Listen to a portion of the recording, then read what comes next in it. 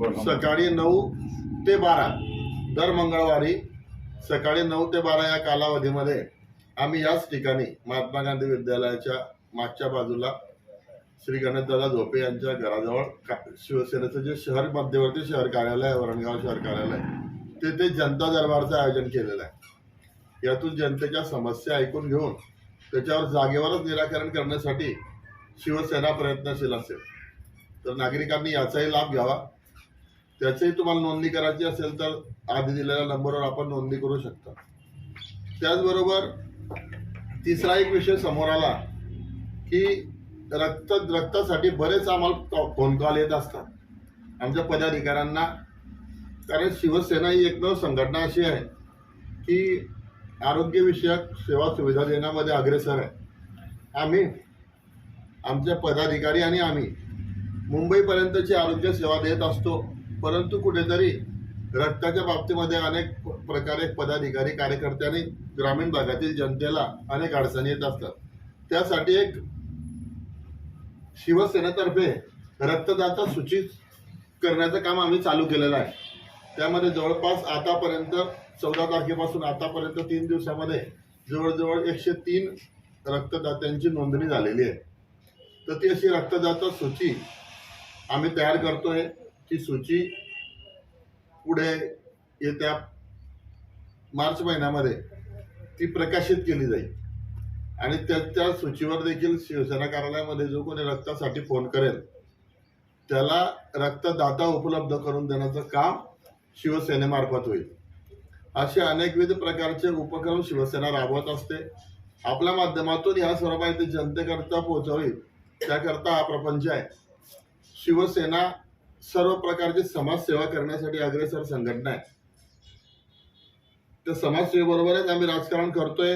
राजकारणामध्ये सुद्धा आज जिल्ह्यामध्ये शिवसेनेचा नामदार गुलाबरावजी पाटील साहेब यांच्या मार्गदर्शनाखाली आमदार चंद्रकांत भाऊ पाटील यांच्या मेहनतीने, साथीने आणि सर्व पदाधिकाऱ्यांच्या मेहनतीने चांगलं यश, चांगला स्ट्राईक रेट या जिल्ह्यामध्ये शिवसेनेला मिळतोय। म्हणजे जनतेची कामं आम्ही करतोय तर जनता त्या पद्धतीने आशीर्वाद देते, म्हणून आम्ही विसरून जायचं असं होत नाही। तर त्यामुळे कार्यकर्त्याला, पदाधिकाऱ्याला अधिक बळ मिळत आहे आणि कुठेतरी जनतेसाठी अधिक काहीतरी करावं या संकल्पनेतून आम्ही ह्या योजना राबवत आहोत। वरणगाव नगर परिषदेमध्ये सुद्धा जनतेने, वरणगावच्या जनतेने आम्हाला चांगला आशीर्वाद दिलेला आहे। मुक्ताईनगरला देखील सत्ता आलेली आहे, बोदवडला देखील आमचीच सत्ता आहे। त्याचबरोबर सावजाला देखील आम्ही सत्तेमध्ये सहभागी आहोत। भुसावळला देखील आमचे नगरसेवक निवडून आलेले आहेत। परिसरामध्ये जिथे जिथे चांगली परिस्थिती आहे तिथे तिथे तर आम्ही काम करतोच आहे, पण जिथे अडचणी आहेत तिथे अडचणी सोडवण्यासाठी शिवसेना अहोरात्र पाठीशी आहे। परवाच माझ्या वाढदिवसाच्या दिवशी एका शिवसैनिकावर वाईट प्रसंग ओढवला, तर आमदार चंद्रकांत भाऊ पाटलांनी वाढदिवसाचा कार्यक्रम बाजूला ठेवून त्या शिवसैनिकासाठी, त्या कार्यकर्त्यासाठी रात्री 2 वाजेपर्यंत ते तिथे थांबले। एक कर्तव्य म्हणून, एक काळजी म्हणून 5 मिनिटाकरता फक्त कार्यक्रमासाठी आले आणि पुन्हा गेले। एवढी शिवसेना आम्ही बाकी कामं बाजूला ठेवून एखाद्या कार्यकर्त्यासाठी, सामान्य नागरिकासाठी शिवसेना कार्यतत्पर आहे।